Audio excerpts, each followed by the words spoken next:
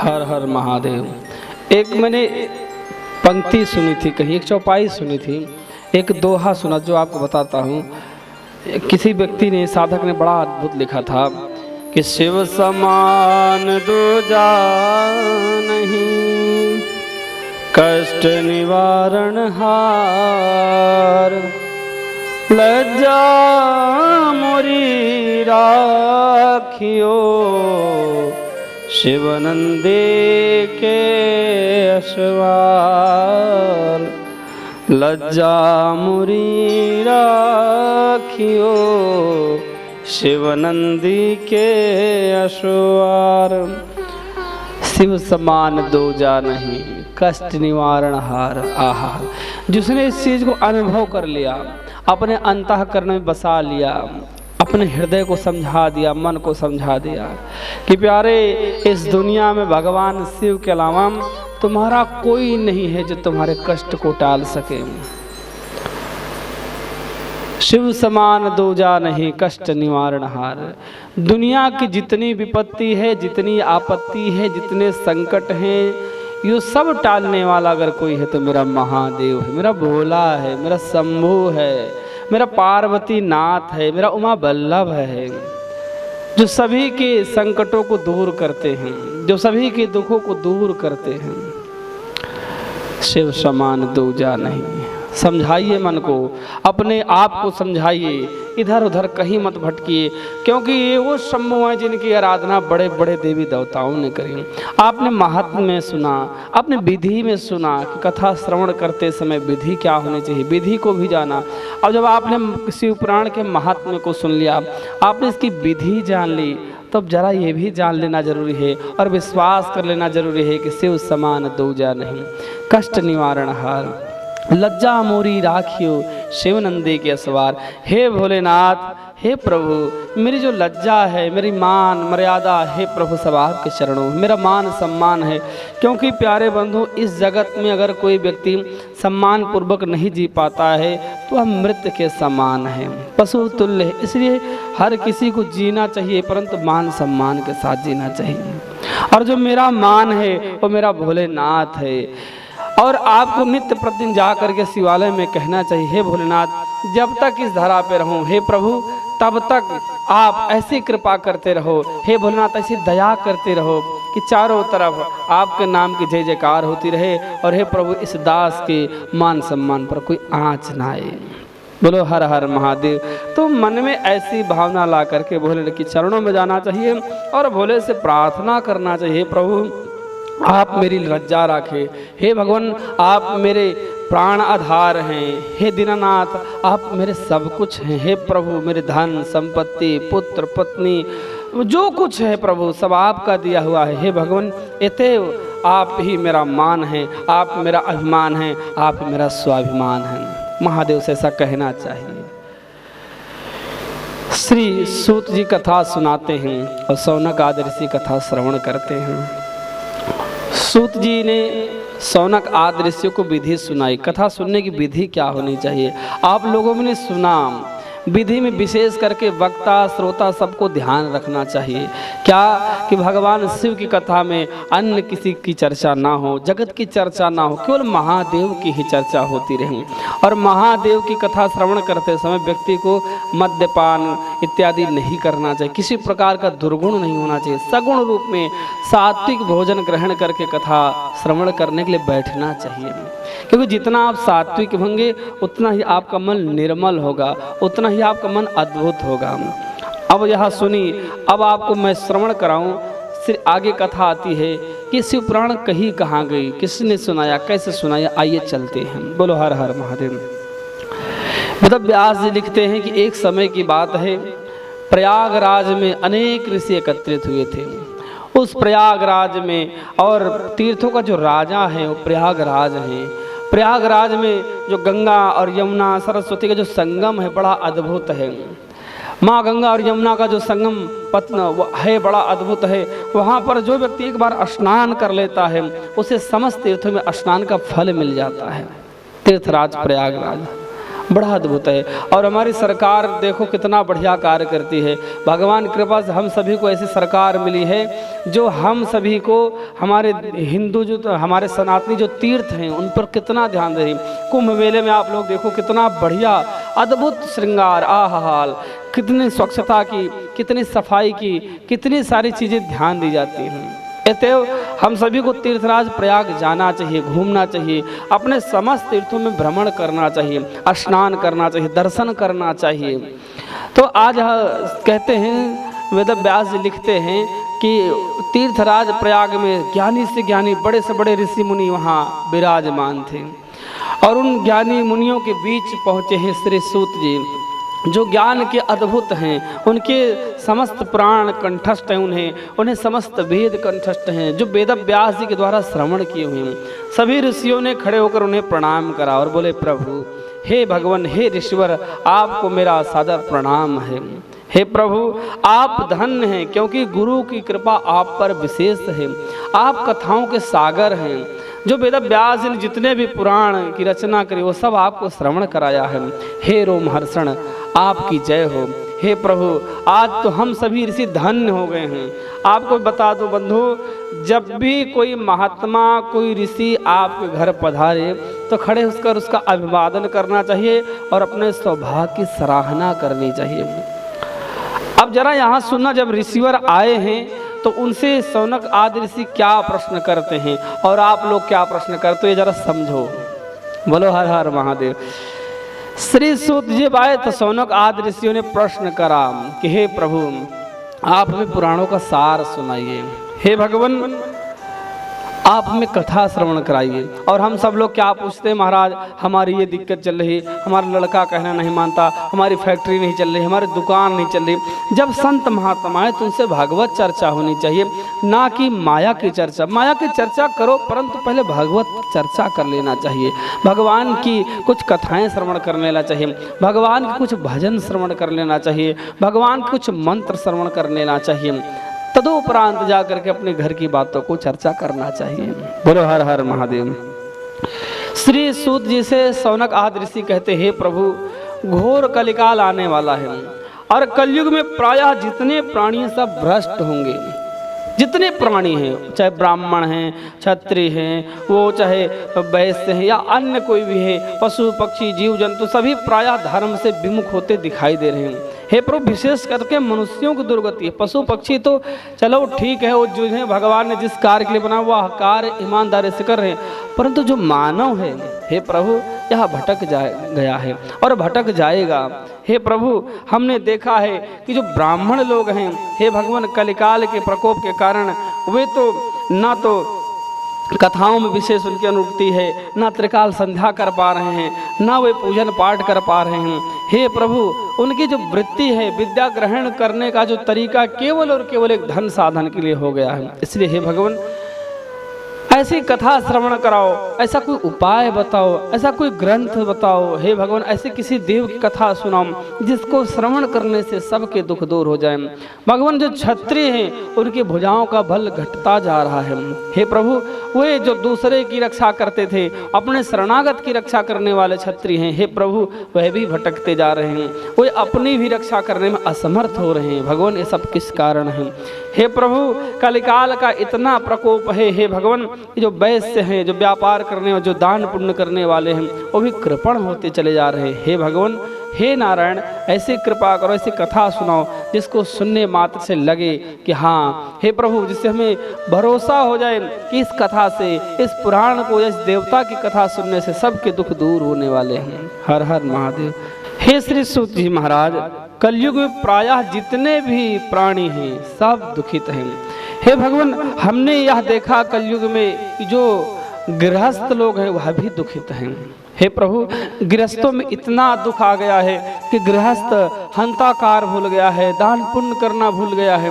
हे प्रभु, कलयुग का इतना प्रकोप होने चल रहा है कि हे भगवान, कलयुग में आकर के पुत्र अपने पिता का आदर नहीं करता है, पत्नी अपने पति का आदर नहीं करती है, और एक पिता अपने कर्म का निर्वाहन नहीं करता है, और जो पुरुष है, स्त्री है, सब प्रायः भटके हुए हैं। वेदों की निंदा सुनने में लोगों का मन लगता है, पुराणों की निंदा सुनने में लोगों का मन करता है, अपने देवताओं की, भगवानों की निंदा सुनने में मन करता है। आप लोगों से मैं सही बताऊं, आजकल जो हमारे यहाँ चल रहा है भारत में, यही चल रहा है। आज तक हमें जो सुनाया गया, जो हमें बॉलीवुड इत्यादि ने दिखाया, जो हमें टीवी वाले दिखाते चले आए हैं, हमारे देवताओं का मजाक उड़ाना, हमारे ऋषि मुनियों का मजाक बनाया गया, और हम लोग पैसे दे दे करके अपने धर्म का मजाक सुनते चले आए। हम लोगों को धिक्कार है। क्या धिक्कार है कि आप पैसे भी दे रहे हो और अपने धर्म की क्षति भी करवा रहे हो। तो प्यारे, आपसे ज़्यादा मूर्ख कोई नहीं हो सकता। इस पर हम सभी को बोलना चाहिए, हम सभी को परित्याग करना चाहिए, बाइकआउट करना चाहिए। क्या कि जो हमारे धर्म का नहीं वो हमारा नहीं हो सकता। इसलिए हम सभी को इस विशेष बात का ध्यान रखना चाहिए। एक कलयुग का प्रकोप है। आप देखो, शिव पुराण कब का लिखा हुआ है, वेद व्यास जी ने इसे कब लिखा, और आज देखो, आज वही सब दिखाई दे रहा है। तो कलयुग का प्रकोप क्या हो रहा है कि वेद व्यास जी ने लिखा है, और सौनक आदि ऋषि क्या कहते हैं कि हे प्रभु, कलयुग में हम जितने गृहस्थी लोग हैं वो देव आराधना छोड़ करके अपितु उनकी निंदा श्रवण कर रहे हैं। हमारे कानों को सुनना चाहिए भगवान कथा, हम भगवान कथाओं को सुनना छोड़ दिए।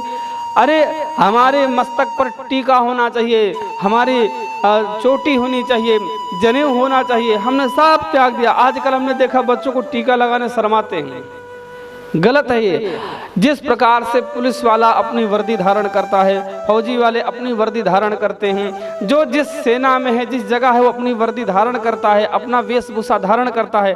ऐसे आप एक सनातनी हो, और सच्चे सनातनी की यही है कि उसके हाथ में कलावा होना चाहिए, टीका होना चाहिए, जनेऊ होना चाहिए, और उसकी शिखा होनी चाहिए। जो आपकी वर्दी उसे तो धारण करो, अपना वेश तो बनाओ।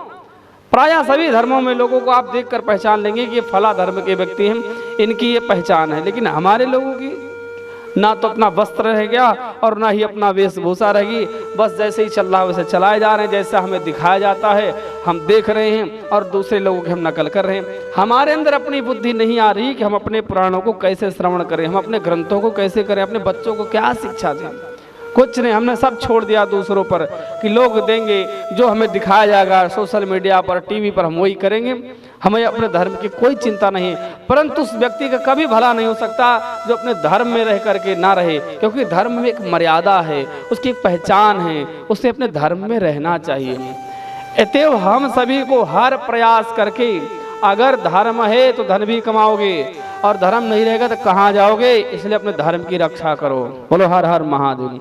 श्री वेद व्यास जी लिखते हैं और श्री सूत जी कहते हैं, क्या सौनक जी ने पूछा जब कि हे प्रभु, इस संसार में प्रायः सभी भ्रमित हो जाएंगे, सबको एक केवल से एक दुख रहेगा। हे भगवान, कलयुग जब आएगा तो कोई तन दुखी, कोई मन दुखी, कोई धन बिन रहे उदास, थोड़े थोड़े सब दुखी, सुखी तो केवल राम के दास।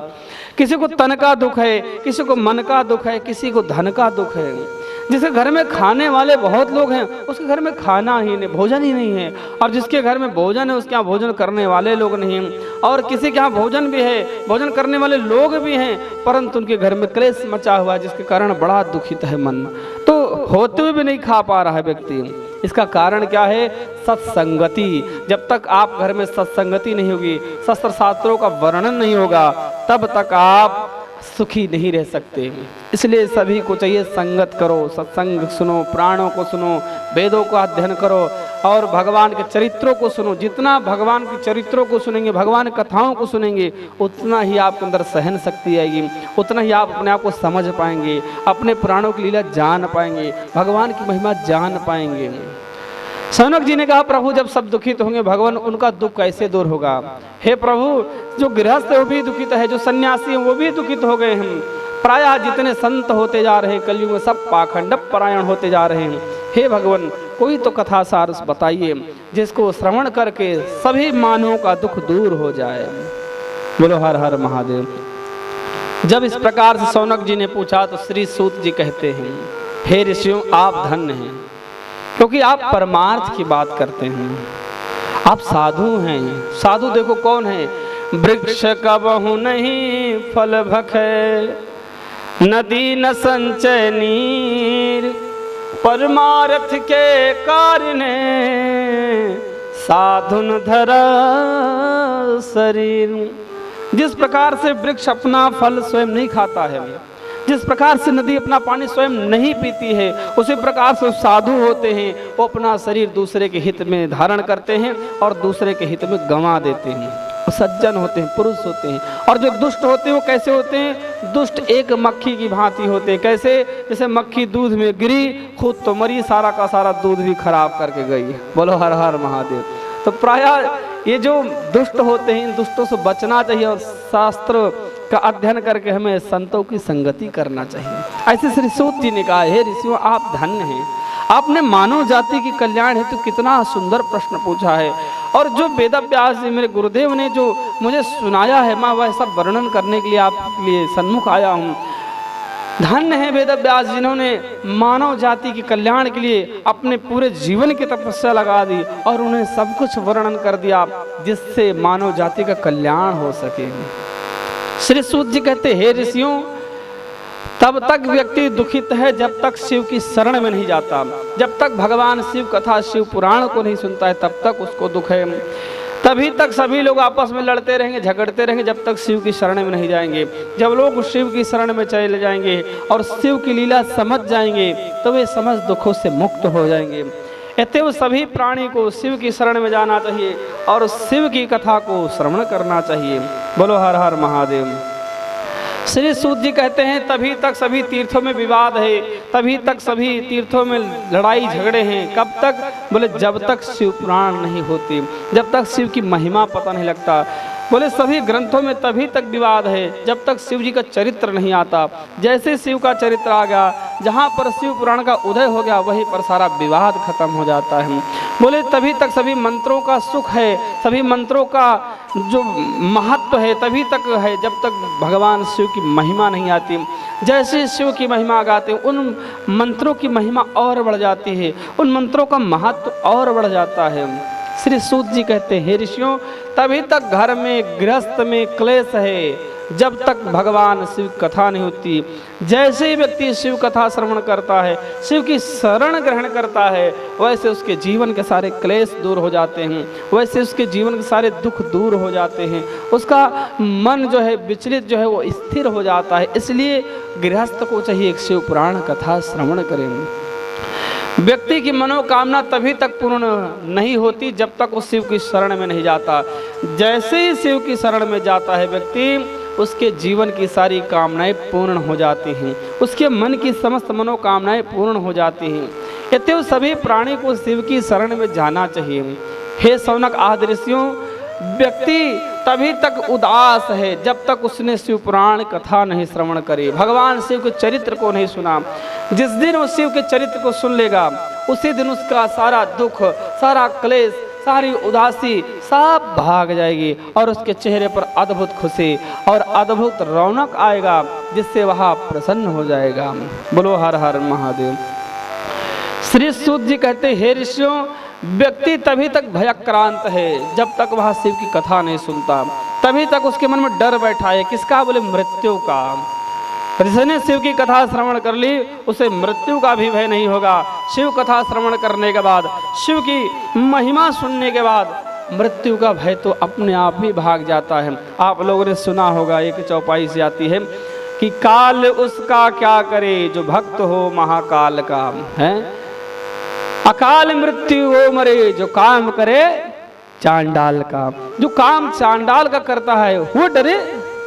अरे हम तो भगवान शिव के भक्त हैं, महादेव की शरण में रहने वाले हैं, हम तो ओम नमः शिवाय का जाप करने वाले हैं, हम तो महामृत्युंजय मंत्र का जाप करने वाले हैं, हम क्यों घबराएं?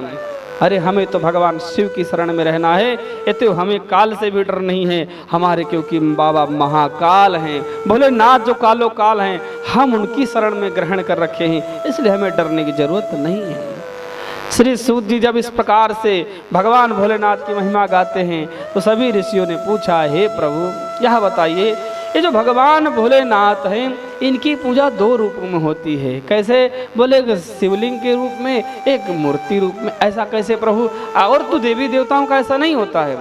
आपने देखा भी होगा, और देवी देवता लिंग स्वरूप नहीं होते, केवल शिव जी हैं जिनकी 2 रूपों में पूजा होती है। भगवान इसका कारण क्या है प्रभु, जरा इस पर विस्तार से बताइए। और हम सभी के मन में ये सब बातें रहती हैं जो आज आपके मन में शंकाएं पनप रही हैं। हे ऋषियों ने पहले ही इनके मन में शंकाएं पनपी थी, तो उन्होंने श्री सूत जी से, श्री वेदव्यास जी से, सुखदेव जैसे संतों से अपनी बातें कही और उन्होंने उनके संशय का निवारण कर दिया।